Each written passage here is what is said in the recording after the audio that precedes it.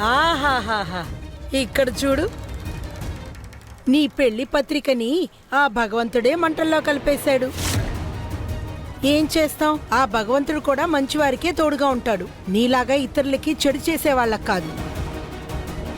ఏంటలా చూస్తున్నావు? జరిగిన దానికి అంతటికీ నేనే కారణం అనుకుంటున్నావా ఏంటి? మీలాంటి డబ్బున్న పొగరబోతులు ఇలా ఆలోచించడం సహజమేలే. కానీ దీన్నే ధర్మం అంటారు. ఆ భగవంతుడే నీ తండ్రి రూపంలో ఎలా శిక్షించాడో చూసావా? ఎలాంటి పథకం పన్నాడో చూసావా? నువ్వు నీ జీవితంలో ఎవరిని ప్రాణానికి ప్రాణంగా ప్రేమించావో వాడే నిన్ను వదిలేసి వెళ్ళిపోయేటట్టు చేశాడు కదా. నీ తండ్రే నీకు పెద్ద శత్రువు అయిపోయాడు.